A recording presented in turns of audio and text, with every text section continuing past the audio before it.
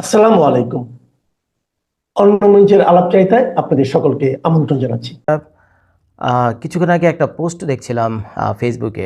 এক জায়গায় না, অনেক জায়গাতে এবং অনেকে আপনারা এই পোস্টে ট্যাগ করেছেন যে জজ ভাই একটু পড়ে দেখেন এটা। তো সেটা পড়ার পর আমি কিছুটা আশ্চর্য হইলাম এটা ভেবে যে আসলে কেমনে কি আমরা তো ভাই পত্রপত্রিকায় যা কিছু দেখি, মানুষের মুখে যা কিছু শুনি, যা কিছু উপলব্ধি করি, সেটার উপর ভিত্তি করে ভিডিও বানাই। তো এখন যে জিনিসটা সেই পোস্টের ভিতরে লেখা ছিল, তো সেটা নিয়ে আসলে উড়িয়ে দেওয়ার কোনো কারণ নাই। মানে আসলে এই চিন্তারই একটা বিষয়। সেটা হলো, আপনারা জানেন খালেদা জিয়ার এই অসুস্থতা কিন্তু আজকের না। সে কিন্তু গত প্রায় 2 মাস ধরে এই এভার কেয়ার হসপিটালে চিকিৎসা নিচ্ছেন।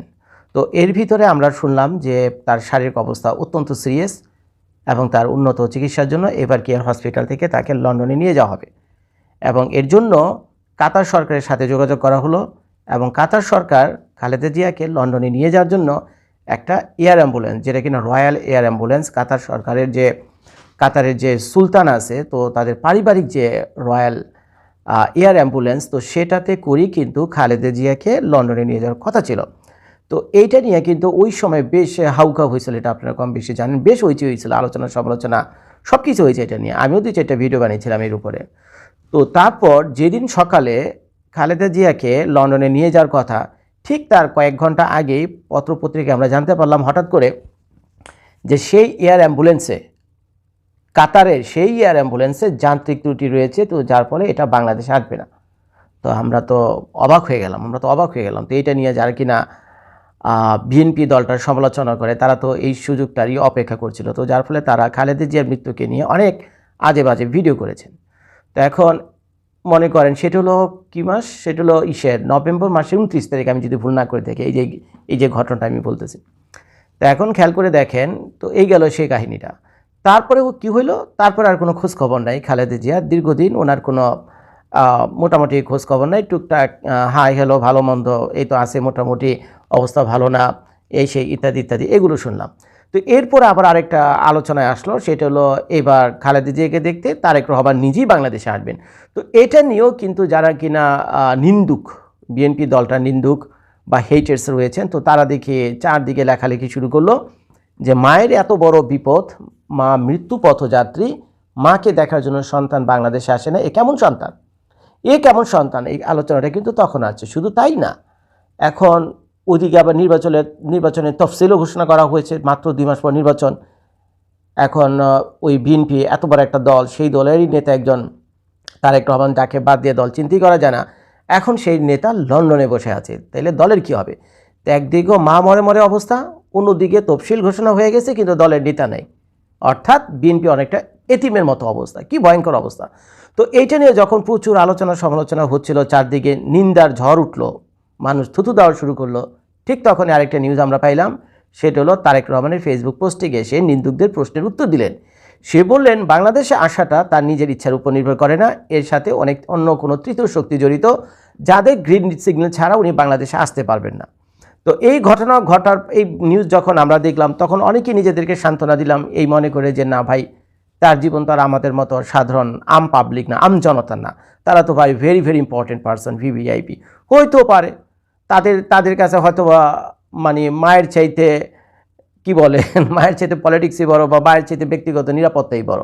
কিন্তু মজার ব্যাপার হলো, আজকে যদি আমার মার ক্ষেত্রে এই বিপদ ঘটতো, বুঝছেন, তাহলে আমি জানি না সত্যি আমি করতাম কি না, কিন্তু ভাই মনে প্রাণে আমি মনে করি, ঠিক আছে, সিচুয়েশন বলে দিত, আমার মা যে অবস্থায় থাকতো কেন, আমি যে পরিস্থিতি থাকতাম কেন, আমার মার মৃত্যুর পাশে, মানে আমার মার এই শেষ দিনগুলোর পাশে আমি থাকতাম, এটা আমি ব্যক্তিগতভাবে মনে করি। এখন এটা শুধু আমার কথা না, আপনারা একই কথা বলবেন।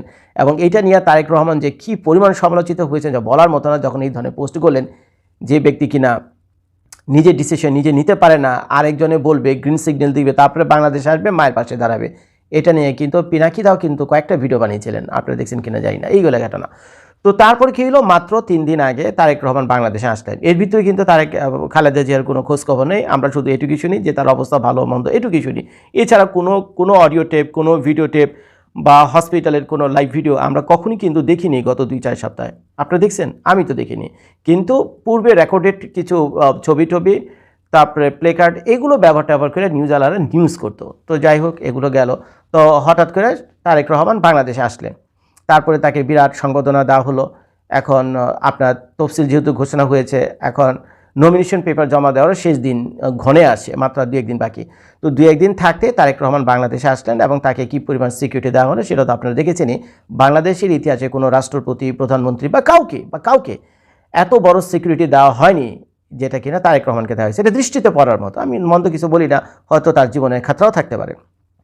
তারপর সে আসলেন, জনসভা করলেন, মাকেও দেখতে গেলেন, কিন্তু নিজের মাকে হসপিটালে দেখতে গেলেন। তার ভিতরের কোনো ভিডিও টেপ আমাদের কাছে নাই, তার কোনো ভিডিও ক্লিপস আমাদের কাছে নাই। আর যদি যে কয়টা ভিডিও ক্লিপস আপনারা দেখেছেন, আমরা কিন্তু খালেদা জিয়াকে না মাথা নাড়াতে দেখছি, না হাত নাড়াতে দেখছি, কিছু নয়। তার অক্সিজেন মাস্ক লাগানো ছিল এবং সে লাইফ সাপোর্টে ছিল, এই গেল একটা।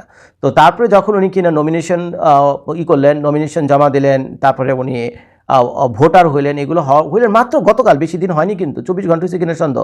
ঠিক 24 ঘন্টার ভিতরেই তার মার এই মৃত্যুর সংবাদটা কিন্তু আমাদের কাছে দেওয়া হলো, এই সকাল 6টা বাজে, আজকে এই মুহূর্তে যখন আপনারা ভিডিওটা দেখছেন।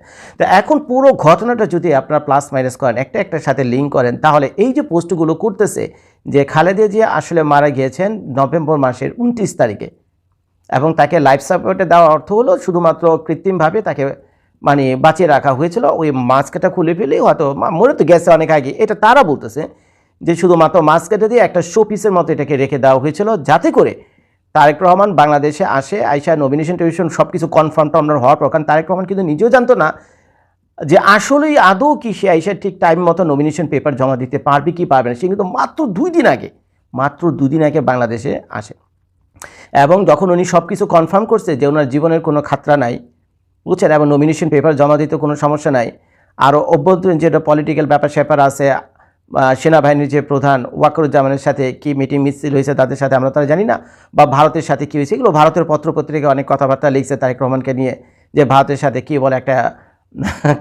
একটা এগ্রিমেন্ট হয়েছে। তো সেই এগ্রিমেন্টগুলো ইমপ্লিমেন্টেশন করার জন্য, মানে বাস্তবায়ন করার জন্য সে বাংলাদেশের ভবিষ্যৎ প্রধানমন্ত্রী হয়ে আসবে এবং বসে সেইগুলি করবে। এগুলো ভারতের পত্রপত্রিকার কথা, যদিও আমরা এগুলোতে কান দেই না।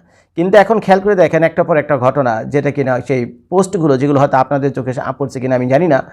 তো সেখানে যে তারা বলতেছে যে নভেম্বর মাসের 29 তারিখে মারা গেছে, শুধুমাত্র এই দেহটাকে রাখা হয়েছিল যাতে তারেক রহমানের আসার আগ মুহূর্ত পর্যন্ত কনফার্ম করা যায় যে তারেক রহমান যদি আসে, নমিনেশন পেপার দেয়, সে ইলেকশনে দাঁড়াবে, তাকে তো যে কোনো মূল্য হোক প্রাইম মিনিস্টার হতে হবে। আর এখন সে নমিনেশন পেপার জমা দেওয়ার পর যদি তার মার মৃত্যুর সংবাদটা প্রচার করা হয়, তাহলে এই যে ইলেকশন আসছে, আপকামিং ইলেকশন, তো সেখানে যে ভোটাররা রয়েছে সে ভোটারদের উপরে একটা ব্যাপক প্রভাব ফেলবে, এতে কোনো সন্দেহ নেই। কারণ বাংলাদেশের মানুষ হল অত্যন্ত সহজ সরল, এবং তারা যে কোনো মৃত্যুতে, বুঝছেন, ব্যথিত হয়, কান্না করে, কষ্ট পায়, একটা সিম্প্যাথি তৈরি হয়। এটা আমাদের ট্রেডিশন, যুগ যুগ ধরে এটি হয়ে আসে। তো হয়তো বা এমন হতে পারে যেটা তারেক রহমান বা বিএনপি দলটা যারা সমালোচক রয়েছেন, আমি তো ভাই সমালোচক না, আমার কাজ হলো নিউজ অ্যানালাইসিস করা, that's what I am doing right now. তো এখন তাদের কথা হলো শুধুমাত্র এই ডেড বডিটাকে রাখা হয়েছিল এই তারেক রহমান বা এই বিএনপি দলটার নির্বাচনে যাতে বিরাট একটা কাজে আসে, তাদের নির্বাচনী প্রচারণে যাতে বিশেষ একটা কাজে আসে, সবগুলো সিট থেকে যাতে পাশ হয়ে এসে তারা মেজরিটি নিয়ে সরকার ফর্ম করতে পারে, তো এর জন্য এই ডেড বডিটাকে রাখা হয়েছিল। আর ওই ইসের যে ওই কাতারে যে এয়ার অ্যাম্বুলেন্সের ব্যাপারে যেটা বলছে তারা সমালোচকরা, যেটা বলতেছে, ভাই আমার দোষ জেনে কিন্তু আমি বলছি না এগুলো, আমি জাস্ট নিউজটা অ্যানালাইসিস করে আপনাদেরকে পড়ে শুনলাম। এবার আপনারা ভেবেচিন্তে দেখবেন কোনটা আসল কোনটা সত্য। তার এয়ার অ্যাম্বুলেন্সের ব্যাপার যেটা বলছিলাম, একটা কথা মনে রাখবেন, কোনো দেশের নাগরিক ডেড বডি যে এখন মরে যাওয়ার পর সেই দেশের ডেড বডি আরেক দেশে ডেড বডিতে পাঠানোর কোনো সিস্টেম নাই।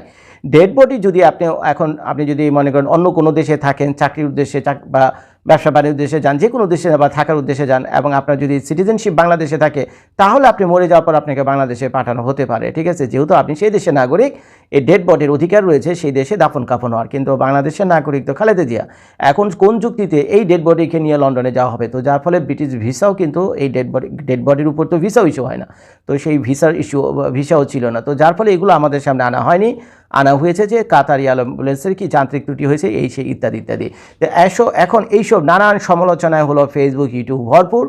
কিছু মানুষ অত্যন্ত ক্ষুব্ধ, কিছু মানুষ বিরক্ত, তারা আসলে সত্যটা জানতে চায়, এবং এই সত্যটা জানাতে পারে একমাত্র তারেক রহমান এবং তারেক রহমানের এবং এই বিএনপি দলটা যে খুব হাই প্রোফাইল যে নেতারা রয়েছে, একমাত্র তারাই যদি মুখ খুলে কি সত্য কি মিথ্যা একমাত্র তারাই বলতে পারবে। আর বলতে পারবে যে কিছু ডক্টর তার আশেপাশে ছিল, এখন মনে করেন আমি যদি মরে যাই, এখানে আমি মরে যাই, আমার ফ্যামিলি চাইলে এরকম 10 দিন কেন, 10 দিন কেন বুঝছেন, 10 সপ্তাহ পর্যন্ত আমাকে এই কৃত্রিমভাবে লাইফ সাপোর্ট দিয়ে আমার ডেড বডি কিন্তু রাখা সম্ভব। এটা বর্তমানে আধুনিক যুগে সম্ভব।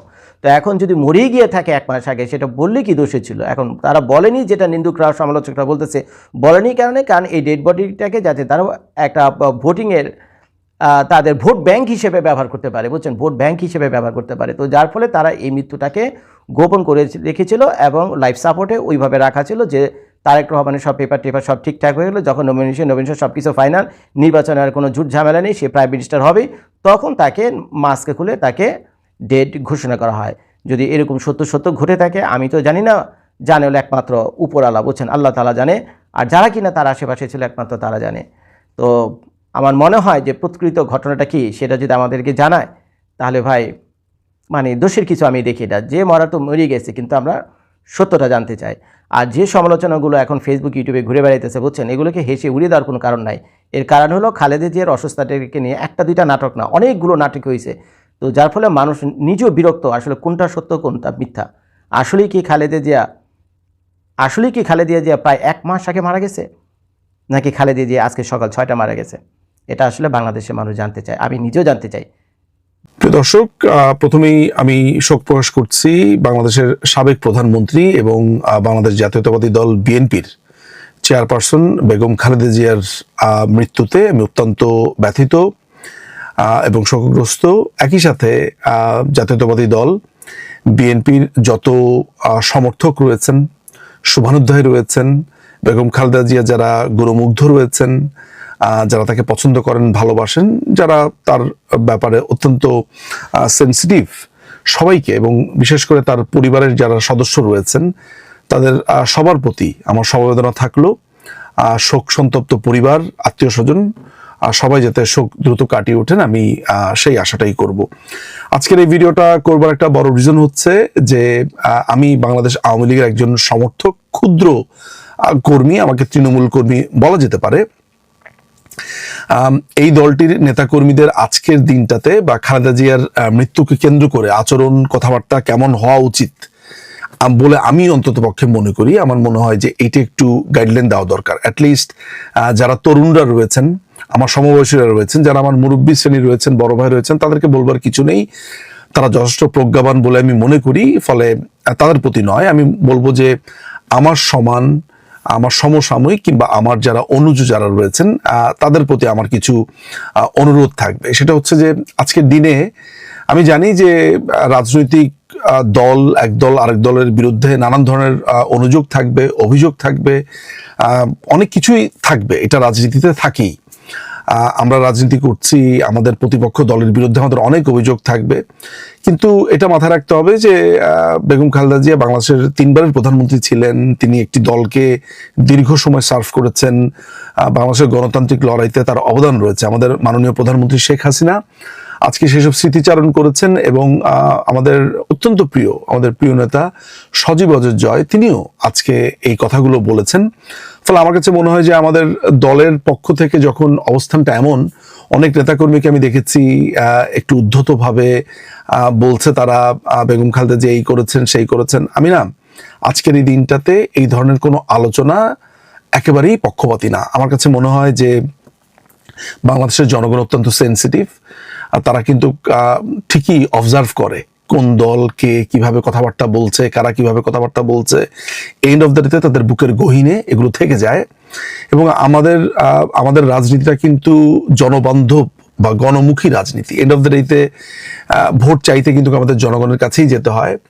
এবং আপনি মুখের ভাষা দিয়ে একটা মানুষের মন যেভাবে জয় করতে পারবেন বা কাছে যেতে পারবেন, আপনি 1000 টাকা দিয়েও সেটা পারবেন না। ফলে 5ই আগস্টের পরে আমরা এক ধরনের হোঁচট খেয়েছি, আমরা এক ধরনের অবশ্যই একটা বিরূপ পরিবেশের মধ্য দিয়েই কিন্তু আমরা হাঁটছি। বাংলাদেশের মানুষ বলা শুরু করেছে যে আমরা আগেই ভালো ছিলাম, বাংলাদেশ আওয়ামী লীগের কথা বলছে, মাননীয় প্রধানমন্ত্রী শেখ হাসিনার প্রশংসা করছে। এমন একটা অবস্থাতে আপনি এমন কোনো আচরণ করা উচিত না, বা আপনাদের এমন কোনো আচরণ করা উচিত না যেখানে মানুষ বলবে যে এই লোকটি তো অত্যন্ত নিষ্ঠুর, এই লোকটি একজন মৃত ব্যক্তিকে নিয়ে কটু কথা বলছে, উদ্ধত ভঙ্গিমাতে কথা বলছে। তো আহ, এই ভিডিওটা করবার মূল উদ্দেশ্যটাই হচ্ছে যে অনেকেই বলেন যে গাইডলাইনটা কি, আমাদেরকে বড় ভাইরা গাইডলাইন দেয় না বা আমাদেরকে বলে না। তো আমার অনুজু যারা রয়েছেন, সমবয়সী যারা রয়েছেন, তাদের প্রতি সবার প্রতি আমার এক ধরনের অনুরোধ থাকবে যে আমরা এমন কোনো আচরণ যাতে না করি, এমন কোনো কথা যাতে না বলি, যাতে করে আমাদের প্রতিপক্ষ তাদের এই শোকের দিনে দুঃখ পান, হার্ট হন। কারণ এন্ড অফ দ্য ডেতে আমার প্রতিপক্ষ হলো বিএনপি, আমার প্রতিপক্ষ হলো বিএনপি, আমার রাজনৈতিক প্রতিপক্ষ। বিএনপি আমার শত্রু নয়, আমি সবসময় এই কথাটা বলি। সে আমার রাজনৈতিক প্রতিপক্ষ, রাজনৈতিকভাবে তাকে আমি মোকাবেলা করতে চাই। আজকে যদি আমি একটা রূঢ় আচরণ করি, নিষ্ঠুর আচরণ করি, তাহলে আমার দুঃখের দিনে ওই একই কাজটি আমার কাছে ফেরত আসবে। ফলে আমি স্বনির্বন্ধভাবে বাংলাদেশ আওয়ামী লীগের নেতাকর্মী যারা রয়েছেন, আবারও বলছি যে যারা আমার মুরব্বী শ্রেণী রয়েছেন, তাদের প্রতি আমার বলার কিছু নেই, তারা যথেষ্ট প্রজ্ঞাবান এবং আমরা কিন্তু শিখি বড়দের কাছ থেকেই। মাননীয় প্রধানমন্ত্রীকে আমি যেভাবে রিড করেছি, যেভাবে দেখেছি, তিনি কিন্তু এসব ব্যাপারে অত্যন্ত স্ট্রিক্ট। আজকে মাননীয় প্রধানমন্ত্রী কিন্তু শোক প্রকাশ করেছেন, চমৎকার তার বার্তা দিয়েছেন। আমাদের প্রিয় নেতা সজীব ওয়াজেদ জয়, তিনিও বার্তা দিয়েছেন। ফলে আমার মনে হয় যে এই ফুটস্টেপগুলো আমাদের ফলো করা উচিত। যাদের মাথাতে এটা আছে যে তারা আজকে অনেক সমালোচনা করবেন, এইটা বলবেন সেটা বলবেন, আমি খুবই অনুরোধ করতে চাই যে এইগুলো কিন্তু মানুষ লক্ষ্য করে এবং এগুলো কিন্তু হিতে বিপরীত হয়। এবং যে জেনজিদের কথা আমরা যে বলি যে এরা বকে যাওয়া একটা জেনারেশন, এরা খারাপ, গালিগালাজ করে, এইসব বলে আমরা হয়তোবা বলছি, কিন্তু আমাদেরও কিন্তু একটা দায়িত্ব থেকে যায় এই পুরো জেনজি জেনারেশন বলি, আলফা জেনারেশন বলি, বা যেই জেনারেশনই বলি না কেন, আমাদের অনুজ যারা আছে তাদের প্রতি। কারণ তারা কিন্তু আমাদেরকে লক্ষ্য করে আমরা কিভাবে কথা বলি, কিভাবে আমাদের ওয়ার্ডস গুলো কিভাবে বলি, কার প্রতি কেমন শ্রদ্ধা দেখাই। আমার ওয়াইফ সবসময় একটা কথা বলে যে আমার ওয়াইফ সবসময় আমার বাচ্চাদের সাথে থাকে। আমি তো নানান ব্যস্ততাতে পৃথিবীর নানান দেশে ঘুরে বেড়াই, যাই এখানে যাই, কাজের ব্যস্ততা থাকে। বাসায় আসার পর সবসময় তিনি আমাকে বলেন যে তোমার সন্তানরা কিন্তু আমার থেকে, অর্থাৎ মায়ের থেকেও বাবাকে খুব ফলো করেন। আমি ওটা লক্ষ্য করে দেখেছি। আমার ছেলে, আমার যে এই যে রাজনীতির প্রতি আমার আগ্রহ, আমার ছেলে এই বিদেশ বিভূত থেকেও তার রাজনীতির প্রতি ব্যাপক আগ্রহ, বাংলাদেশের রাজনীতি, বৈশ্বিক রাজনীতি, এটা সে পেয়েছে বাবার কাছ থেকে। আমার মেয়েও তার বাবাকে ফলো করে। ফলে আমি যদি এই পারিবারিক এই ট্রেন্ডটা আমি একটা বৃহৎ অর্থে সাধারণ একেবারে পুরো দেশের জায়গাতে আমি ফেলি, তাহলে কিন্তু আমাদেরকেও আমাদের অনুজরা ফলো করে, আমাদের ছোটরা আমাদেরকে ফলো করে, বা আমাদের অনুসারীরা আমাদেরকে ফলো করে। ফলে আমাদের আচরণ অত্যন্ত সংযত হওয়া উচিত এবং আমাদের এটাও বোঝা উচিত যে কোন সময় কোন কথাটা বলতে হবে, কোন সময় কোন অ্যাক্টটা করা উচিত। কেউ যদি আমাদের প্রতি কোনো অন্যায় আচরণ করেও আমরা পারি কিন্তু এই নিষ্ঠুর আচরণ আমরা না করে একটা ভালো আচরণের মধ্য দিয়ে একটা প্রেসিডেন্ট সেট করবার জন্য। আমি পরিশেষে আবার বলবো যে আজকের এই দিনটিতে বা বেগম খালেদা জিয়ার মৃত্যুকে কেন্দ্র করে আমি মনে করি না যে বাংলাদেশ আওয়ামী লীগের নেতাকর্মী, সমর্থক, শুভানুধ্যায়ী তারা যাতে সংযত আচরণ করেন এবং কোনো ধরনের কটু বাক্য বা উদ্ধত বাক্য বা এগুলো থেকে বিরত থাকেন, এটা আমার একটা অনুরোধ থাকবে। এতটুকু বলবার জন্য এসেছি, কারণ আমি আমার একটা দায় বোধ করি আমার দলের প্রতি। আমি মনে করি আমার দলের ইমেজ, আমার দলের কর্মকাণ্ডগুলো প্রত্যেকটা রিফ্লেক্ট করবে মানুষের কাছে, মানুষ এগুলো মনে রাখবে। ফলে এটি আমার দলের জন্যই আসলে, সত্যি কথা বলতে। সবাই ভালো থাকবেন। আবারও বেগম খালেদা জিয়ার মৃত্যুতে আমি শোক প্রকাশ করছি এবং তার দলের, তার গুণগ্রাহী, তার আত্মীয় স্বজন সবার কাছেই আমি আসলে শোক প্রকাশ করছি এবং সমবেদনা জানাচ্ছি। গভীর ভারাক্রান্ত হৃদয়ে আপনাদের সঙ্গে কিছু অনুভূতি শেয়ার করতে চাচ্ছি। সাবেক প্রধানমন্ত্রী বেগম খালেদা জিয়ার না ফেরার দেশে চলে যাওয়া নিয়ে ইন্না লিল্লাহি ওয়া ইন্না ইলাইহি রাজিউন। আজ সকাল 6টায়, ইতিমধ্যে খবরটি আপনারা জানেন, সকাল 6টায় তিনি শেষ নিঃশ্বাস ত্যাগ করেন এভার কেয়ার হসপিটালে। 43 বছরের রাজনৈতিক কেরিয়ার সেই সঙ্গে শেষ হয় সাবেক প্রধানমন্ত্রী বেগম খালেদা জিয়ার।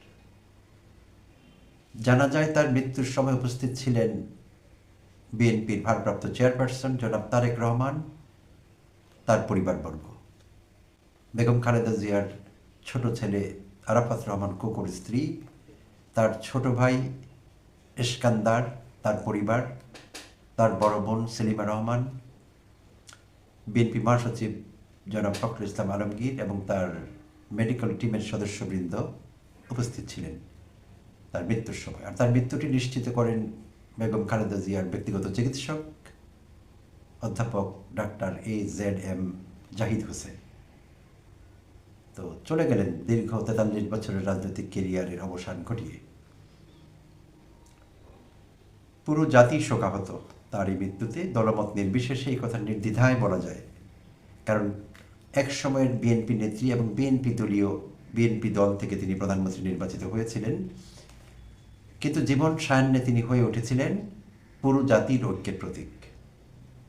তিনি এমন একটি জায়গায় পৌঁছে গিয়েছিলেন যে পুরো জাতিকে তিনি কোনো কথা বললে রাজনৈতিক বিভেদ যখন চূড়ান্ত হয়েছিল, সাম্প্রতিককালেও অন্তর্বর্তীকালীন সরকারের প্রধান উপদেষ্টা অধ্যাপক ডক্টর মোহাম্মদ ইউনূসের সঙ্গে যখন বিএনপি দলীয় নেতৃস্থানীয়দের খুব বাক বিতণ্ডা চলছিল, একটা যুদ্ধমুখী অবস্থা চলছিল বলতে গেলে, তারা অধ্যাপক ইউনূসের সব কাজকে বাধাগ্রস্ত করবার চেষ্টা করছিলেন। সংস্কার কর্মসূচি নিয়ে বিভেদ চূড়ান্ত হয়েছিল, তারা আক্রমণাত্মক হয়ে উঠেছিলেন অধ্যাপক ইউনূসের উপর। একদিনও তাকে সহ্য করবেন না বা করতে চাচ্ছেন না, এমন একটি ভাব তাদের মধ্যে ফুটে উঠেছিল। আর এই বিষয়টির সুরাহা কিন্তু খালেদা জিয়ার হস্তক্ষেপেই হয়। তিনি তাদের বলেছিলেন, নেতৃস্থানীয়দের ডেকে, যে অধ্যাপক ইউনূসকে অ্যান্টাগোনাইজ করলে বা তাকে শত্রু ভাবাপন্ন করে তুললে আমরা কি পাচ্ছি, বিএনপির কি লাভ তাদের। আর এই কথায় যথেষ্ট কাজ হয়েছিল। কথা কিন্তু খুবই সংক্ষিপ্ত কথা, ছোট একটি বাক্য, অনেক কাজ হয়েছিল। পরবর্তীতে আমরা দেখলাম যে বিএনপির নেতৃস্থানীয়রা সেই যুদ্ধমদেহী অবস্থাটি থেকে সরে এসেছেন। না হলে অধ্যাপক ইউনূসের রাষ্ট্রীয় কার্য পরিচালনা করা খুব সহজ হতো না। এখনো যে সহজ হচ্ছে তা না, আরও কঠিন হতো মনে হয়। তো এই যে তার সংক্ষিপ্ত বক্তব্য, সংক্ষিপ্ত অথচ ব্যাপক এবং যার লাস্টিং ইম্প্যাক্ট রয়েছে, সেটি বোধহয় তার পক্ষেই সম্ভব। মিতবাক বলে তার একটি বিশেষণ তার নামের সঙ্গে জুড়ে যায়, সবসময় সেটি ছিল একেবারে। ক্ষমতায় আসবার আগে থেকে শুরু করে জীবন সায়ান্ন পর্যন্ত তিনি কম কথাই বলতেন। এমনকি তার সমালোচকরাও তার যে ভালো গুণাবলীগুলো নিয়ে কথা বলেন, এর মধ্যে তারা বলেন যে তিনি শুনতেন বেশি, বলতেন কম, অর্থাৎ তিনি ছিলেন মিতবাক। শব্দ চয়নে, বাক্যের ব্যবহারে, কাউকে আক্রমণ করতে গেলেও তার মধ্যে একটি পরিমিতি বোধ ছিল। কখনোই তিনি পরিমিতি বোধ ছাড়িয়ে যাননি, এটি তার চারিত্রিক বৈশিষ্ট্যের অন্যতম একটি দিক। তো লেখক, গবেষক, রাজনৈতিক বিশ্লেষক মহিউদ্দিন আহমেদ তার নিজের লেখা খালেদা বইতে তার সম্পর্কে কিছু মূল্যায়ন করেছেন, তার কিছু অবজারভেশন তার সম্পর্কে। তো সেখানে তিনি বলেছিলেন যে বাংলাদেশের সবচাইতে নিরপেক্ষ নির্বাচনে, 91 নির্বাচনের কথা বলা হচ্ছে, সবচাইতে নিরপেক্ষ নির্বাচনে প্রথমবার ভালোভাবে জনসমর্থন নিয়ে সত্যিকার অর্থে ভোটে জিতে যিনি প্রধানমন্ত্রী হয়েছিলেন তিনি বেগম খালেদা জিয়া। তার বইতে তিনি তার সম্পর্কে আরও কিছু অবজারভেশন দিয়েছেন। যেমন তিনি বলেছেন, একজন পুরোদস্তুর গৃহবধূ থেকে, একজন সামান্য গৃহবধূ থেকে পুরোদস্তুর রাজনীতিবিদ তিনি হয়ে উঠেছিলেন। মহিউদ্দিন আহমেদ আরেক জায়গায় মন্তব্য করেছিলেন যে শেখ হাসিনা আমলে তিনি জনবিচ্ছিন্ন থাকতে বাধ্য হয়েছিলেন, ব্যাপক নির্যাতন, জুলুম, অন্যায়, অত্যাচারের শিকার হয়েছিলেন, কিন্তু তিনি কখনো হাল ছাড়েননি, ধৈর্য হারাননি। এটি তার অনন্য বৈশিষ্ট্য মহিউদ্দিন আহমেদ উল্লেখ করেছিলেন। আরও অনেকেই তাকে নিয়ে বই লিখেছেন, তাদের সেই সব বইতে মাহফুজুল্লাহ, খুব নাম করা ব্যক্তি, মাহফুজুল্লাহ তার লেখা বইতে খালেদা জিয়াকে নিয়ে অনেক পজিটিভ কথাবার্তা বলেছেন। আরও অন্যদের লেখা অনেক বইতে অনেক কিছু আছে, সেই আলোচনা এখন গেলাম না। তো প্রিয় দর্শক, আমরা সবাই জানি বেগম খালেদা জিয়া মৃত্যুর সঙ্গে পাঞ্জা লড়ছিলেন এভার কেয়ার হসপিটালে। তো তার এই শারীরিক অবস্থা এত খারাপ পর্যায়ে গেল কেন? তিনি যখন মারা গেলেন তার বয়স 80 হয়ে গিয়েছিল, কিন্তু 80 বছর বয়সে তো অনেকেই বেঁচে আছেন এবং তারা ভালোভাবে বেঁচে আছেন, সুস্থভাবে। সবচেয়ে বড় কথা হলো, একদিন তো সবাইকে যেতে হবে, মৃত্যু অনিবার্য, এটিকে অ্যাভয়েড করবার কোনো উপায় নেই। কিন্তু কিছু মৃত্যু নানা রকম প্রশ্ন তুলে, প্রশ্নের উদ্রেক করে, প্রশ্ন জাগায় আমাদের মনে। কিছু মৃত্যু না, আসলে সেগুলো হত্যাকাণ্ড, সেগুলো পরিকল্পিত। বেগম খালেদা জিয়ার মৃত্যু তেমনি একটি মৃত্যু আমি মনে করি। সেই বিশ্লেষণে আসছি আমি কিছুক্ষণের মধ্যে। তার আগে একটু পেছনে আলোকপাত করে নিতে চাই। প্রিয় দর্শক, আমাদের জানা আছে 1981 30 মে সফল এবং সার্থক রাষ্ট্রপতি, যিনি শুধু রাজনীতিবিদ ছিলেন না, রাজনীতিজ্ঞ হয়ে উঠেছিলেন। সেনা কর্মকর্তা থেকে রাজনীতিবিদ, রাষ্ট্রপ্রধান এবং একটি পর্যায়ে রাজনীতিজ্ঞ, যেটিকে ইংরেজিতে আমরা বলি স্টেটসম্যান হয়ে উঠেছিলেন আপাতমস্তক সৎ ব্যক্তিগত জীবনে প্রয়াত রাষ্ট্রপতি জিয়াউর রহমান। জিয়াউর রহমান কিছু বিপদগামী, পদভ্রষ্ট সেনা কর্মকর্তার দ্বারা সংগঠিত একটি সামরিক কুতে নিহত হন 1981 30 নভেম্বর। মে। আর এর ঠিক 7 মাস পর বেগম খালেদা জিয়া বিএনপি রাজনীতিতে জয়েন করেন। নিছক একজন গৃহবধূ রাজনীতিতে জয়েন করলেন। আর সেই সময়টি ছিল 3 জানুয়ারি 1982, 7 মাসের কম সময়, এবং তার বয়স ছিল 40-এর নিচে। She was under 40। প্রথমে তিনি ভাইস চেয়ারপারসন হিসেবে জয়েন করেন, তারপর ভারপ্রাপ্ত চেয়ারপারসন এবং শেষে চেয়ারপারসন। তো 82-তে যুক্ত হলেন।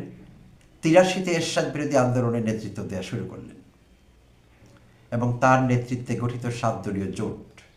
এটি নিরপেক্ষ বিশ্লেষকদের এবং পর্যবেক্ষকদের ধারণা যে এরশাদ খেদাও আন্দোলনে নানা রকম জোট সেখানে ক্রিয়াশীল ছিল। আওয়ামী লীগের 8 দলীয় জোট, বাম দলগুলোর 5 দলীয় জোট, বেগম খালেদা জিয়ার নেতৃত্বে বিএনপির 7 দলীয় জোট, এই সবগুলো জোট একসঙ্গে হয়ে এরশাদ বিরোধী আন্দোলন করেছিল, সেটি সত্যি। কিন্তু নিরপেক্ষ বিশ্লেষণে দেখা যায় যে 7 দলীয় জোট বেগম জিয়ার নেতৃত্বে সেখানে সবচাইতে ভাইটাল ভূমিকা পালন করেছিল, সবচাইতে ক্রিয়াশীল ছিল 7 দলীয় জোট এবং এটির ইম্প্যাক্ট। তো অবশেষে সবচাইতে যেটি বলছিলাম যে নিরপেক্ষ নির্বাচনে 91-তে সরকার গঠন করা হয়, তিনি প্রধানমন্ত্রী হলেন। তিনি আরও 2বার প্রধানমন্ত্রী নির্বাচিত হয়েছিলেন, যদিও 96 নির্বাচনে তাকে সরকার ভেঙে দিতে হয়। দ্বিতীয়বার নির্বাচনে আবার হাসিনা এবং আওয়ামী লীগ ক্ষমতায় চলে আসে, শেখ হাসিনা। তো তার সেই শাসন আমলটি কেমন ছিল? দোষে গুণে মিলেই ছিল। খালেদা জিয়ার শাসন কার্যকে সমালোচনার ঊর্ধ্বে ছিল, নাকি থাকবে? না, থাকবে না। তিনি কিছু ভুল ত্রুটি করেছিলেন, মানুষ হিসেবে তিনি মানবীয় যেসব লিমিটেশন সেসবের ঊর্ধ্বে ছিলেন না, কিছু ভুলভ্রান্তি ছিল। তারপরেও মোটা দাগে তিনি ভালোভাবেই দেশ চালাচ্ছিলেন। বিশ্লেষণ অন্তত সেটি দেখা যায়। অনেক বিষয়ে সফলতা ছিল তার। তো অর্থনীতি থেকে শুরু করে কৃষি, পররাষ্ট্র, এসব বিষয়ে যথেষ্টই সফলতা ছিল এবং অনেক সমালোচনার জায়গাও আছে। তো তার পরবর্তীতে যা ঘটল, এই দেশে একটি 1-11 হলো 2007-এর 11 জানুয়ারি। সামরিক সমর্থিত একটি তত্ত্বাবধায়ক সরকার ক্ষমতায় আসলো। আর সেই সরকার ক্ষমতায় আসার পর আওয়ামী লীগের শেখ হাসিনা থেকে শুরু করে বিএনপি চেয়ারপারসন এবং তখনকার প্রধানমন্ত্রী, তাকেও গ্রেপ্তার করা হলো। খালেদা জিয়ার 2 সন্তান তারেক রহমান এবং আরাফাত রহমান কোকোকেও গ্রেপ্তার করা হলো। পরবর্তীতে তারেক রহমানকে নির্যাতন করা হলো। শারীরিকভাবে তিনি প্রচণ্ড রকমের নির্যাতিত হলেন এবং একটি সময় তিনি 2008-এ দেশ ত্যাগ করলেন, যুক্তরাজ্যে চলে গেলেন, লন্ডনে থাকা শুরু করলেন। আরাফাত রহমান কোকোকে চিকিৎসার জন্য মালয়েশিয়া পাঠিয়ে দেওয়া হলো এবং সেখানে 2015 জানুয়ারিতে তার মৃত্যু হলো। দুঃখজনক করুণ মৃত্যু হলো আরাফাত রহমান কোকোর। আর তখন খালেদা জিয়া তার গুলশানের কার্যালয়ে গৃহবন্দী, অবরুদ্ধ। তখন বিএনপি আওয়ামী লীগের বিরুদ্ধে আন্দোলন সংগ্রাম করবার চেষ্টা করছিল, কারণ 2014-তে একটি ইঞ্জিনিয়ার্ড ইলেকশন, কেউ ভোট দেয়নি। 2014 নির্বাচনে ইলেকশন করে শেখ হাসিনা ক্ষমতায় আসলেন। তো 15-তে আন্দোলন গড়ে তোলা হলো, তার আগেও আন্দোলন গড়ে তোলা হয়েছিল, 13-তেও কিন্তু আন্দোলন হয়েছিল। তো তখনও সেই আন্দোলন দমিয়ে দেবার চেষ্টা করা হয়। 15-তে যে আন্দোলন গড়ে তোলা হয়েছিল সে আন্দোলনও দমিয়ে দেবার চেষ্টা করা হয়, কিন্তু তাকে তার কার্যালয়ে অবরুদ্ধ করা হয়। প্রিয় দর্শক, এগুলো আপনাদের জানা আছে। এবং নানা রকম ট্রাক ভ্যান দিয়ে তার রাস্তা অবরুদ্ধ করা হয়, তিনি যাতে বেরোতে না পারেন। যেটিকে এখন অনেকে বলছেন যে বিএনপি নেতাদের, যে আপনারা বাড়ির ট্রাক সরাতে পারেননি, আপনারা কি আন্দোলন করেছেন আর করবেন। সে বাড়ির ট্রাক দিয়ে তার গতিবিধি অবরুদ্ধ করা হয়, তাকে বের হতে দেওয়া হয় না। সেই অবস্থায় তার ছোট সন্তান আরাফাত রহমান কোকো মালয়েশিয়ায় মারা যান। খুবই বেদনা বিধুর ছিল বিষয়টি। এক বক্তব্যে তিনি বলেছিলেন, আমি অল্প বয়সে স্বামী হারিয়েছি, আমার স্বামী জিয়াউর রহমানকে রাষ্ট্রপতি হারিয়েছি, আমি আমার এক সন্তান হারিয়েছি, জেলে থাকা অবস্থায় আমি আমার মা তৈয়বা মজুমদারকে হারিয়েছি, আমার হারাবার কিচ্ছু নেই, এই দেশের মানুষ, এই দেশের মাটি, এটি আমার ঠিকানা, তিনি বলেছিলেন খুবই আবেগাপ্লুত একটি বার্তায়। তো এই সেই খালেদা জিয়া, জুলুম, নির্যাতন সব কিছু তিনি সহ্য করেছেন। পারিবারিক ট্র্যাজেডি কি ঘটেনি তার জীবনে, সব কিছু ঘটেছে, কিন্তু সব কিছু তিনি চরম ধৈর্যের সঙ্গে মোকাবেলা করেছেন। ধৈর্য তার আরেকটি অন্যতম প্রধান বৈশিষ্ট্য ছিল, চারিত্রিক বৈশিষ্ট্যের মধ্যে একটি বিষয় ছিল ধৈর্য। এবং পরমত সহিষ্ণুতা কিন্তু তার মধ্যে ছিল না এই কথা বলা যাবে না। তিনি শেখ হাসিনার মতো ডিক্টেটর ছিলেন, তিনি শুধু বলতেন, কারো কথা শুনতেন না, এরকম ছিলেন না বেগম খালেদা জিয়া। তার মধ্যে পরমত সহিষ্ণুতা দেখা গিয়েছে এবং আন্দোলনে তিনি ছিলেন অকুতু ভয় এবং আপোষহীন। বিশেষভাবে এরশাদ বিরোধী আন্দোলনে তিনি আপসহীন নেত্রীর খ্যাতিটি অর্জন করেছিলেন। এটি বিএনপির কেউ তাকে দিয়ে দেয়নি, তিনি অর্জন করেছিলেন, এটি তার অর্জন ছিল। 9 বছরের এরশাদ বিরোধী আন্দোলনে তার যে অগ্রণী ভূমিকা, আপসহীন ভূমিকা, সেখানে আমাদের শেখ হাসিনার ভূমিকার কথা মনে আছে। চট্টগ্রামে লালদিঘির ময়দানে আওয়ামী লীগের এক বিশাল সমাবেশে তিনি বলেছিলেন, এরশাদের সঙ্গে যারা নির্বাচনে যাবে, 86 নির্বাচনের কথা বলা হচ্ছে প্রিয় দর্শক, এরশাদের সঙ্গে যারা এই নির্বাচনে অংশগ্রহণ করবেন তারা জাতীয় বেঈমান। আওয়ামী লীগ কিন্তু সেই নির্বাচনে অংশগ্রহণ করেছিল, বেগম খালেদা জিয়া বা তার দল করেনি। তো জাতীয় বেঈমান আমরা চিনে ফেলেছিলাম তখনই। তো যাই হোক, বেগম খালেদা জিয়া তিনি সেই 9 বছরের আন্দোলনে আপসহীন নেত্রীর খ্যাতিটি অর্জন করেছিলেন। তো তিনি রাজপথে আন্দোলন সংগ্রামে ছিলেন আপসহীন, কিন্তু প্রয়োজন হলে রাষ্ট্রের স্বার্থে, দেশের স্বার্থে, দলের স্বার্থে তাকে কখনো প্রতিপক্ষের সঙ্গে বা সমমনা রাজনৈতিক দলগুলোর সঙ্গে, কিংবা কখনো কখনো সমমনা না, বিপরীত চিন্তা ধারণ করেন এমন দলগুলোর সঙ্গেও জোট করতে তিনি দ্বিধা করেননি। প্রয়োজন হলে সমঝোতা করেছেন, এবং সেগুলো ছিল যৌক্তিক সমঝোতা। বৃহত্তর উদ্দেশ্য ছিল সেগুলির পেছনে, বিশ্লেষণে সেগুলি অন্তত দেখা যাচ্ছে। তো তাই বলছিলাম, তিনি পরমত সহিষ্ণু ছিলেন, চরম ধৈর্যশীল ছিলেন, এবং আপসহীন তো ছিলেনই। তো সেই খালেদা জিয়া অসুস্থ হলেন একটি পর্যায়ে, কারাগারে থাকা অবস্থা। আর কেন তিনি কারাগারে গেলেন, তার বিরুদ্ধে মামলা হলো, এমন সব মামলা যেগুলো হাস্যকর। বাংলাদেশের প্রেক্ষাপটে 2-2.5-3 কোটি টাকার গরমিল পাওয়া গেছে, আর সেটি কি তিনি আত্মসাৎ করেননি, টাকার সম্ভবত এক ফান্ড থেকে আরেক ফান্ডে বা এক অ্যাকাউন্ট থেকে আরেক অ্যাকাউন্টে ট্রান্সফার হয়েছিল, সেই জিয়া চ্যারিটেবল ট্রাস্ট বিষয়ক ব্যাপারটি। তো সেই মামলায় তাকে জেল দেওয়া হলো, তাকে কারাগারে আটকে রাখা হলো। তিনি জেলে থেকে অসুস্থ হয়ে পড়লেন। অনেকের ধারণা সেখানে তাকে স্লোলি পয়জন করা হয়েছে, তিনি স্লো পয়জনিংয়ের শিকার হয়েছিলেন। তো বারবার দলের পক্ষ থেকে, তার পরিবারের পক্ষ থেকে, দেশবাসীর পক্ষ থেকে দাবি উঠেছিল তাকে বিদেশে চিকিৎসা নিতে যেতে দেয়া হোক। কিন্তু শেখ হাসিনা, সেই সর্বকালের সর্বনিকৃষ্ট পিশাচ এবং সেই বিভৎস মনস্টার, এখন যিনি ভারতে পালিয়ে আছেন, তার প্রিয় দেশ ভারতে পালিয়ে আছেন, তিনি ভারতীয়দের আশ্রিতা, তার আত্মমর্যাদা বোধ থাকলে সেখানে তিনি থাকতে পারতেন না। মহা আনন্দেই আছেন, পিকনিক করছেন সেখানে তিনি। তো সেই শেখ হাসিনা তাকে বিদেশে চিকিৎসা নিতে যেতে দিলেন না, নানা উছিলায়, এবং শুধু নানা উছিলা না, বিভৎস সব মন্তব্য করলেন যে তাকে বাসায় থাকতে দিয়েছি। প্রিয় দর্শক, আপনাদের জানা আছে, এক পর্যায়ে তাকে নিজের বাসায় অবরুদ্ধ করা হয়, জেলখানা থেকে বাসায় তিনি কিছুদিন থাকবার সুযোগ পেয়েছিলেন, তাকে বাসায় থাকতে দিয়েছে, এটাই তো বেশি।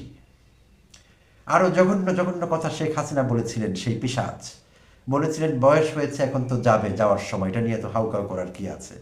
তারপর তার লিভার সংক্রান্ত জটিলতা এবং আরও অন্যান্য অনেক জটিলতা ছিল, ফুসফুস সংক্রান্ত জটিলতা। তো তখন তাকে বলা হয়েছিল যে কি খাইলে লিভার নষ্ট হয় আপনারা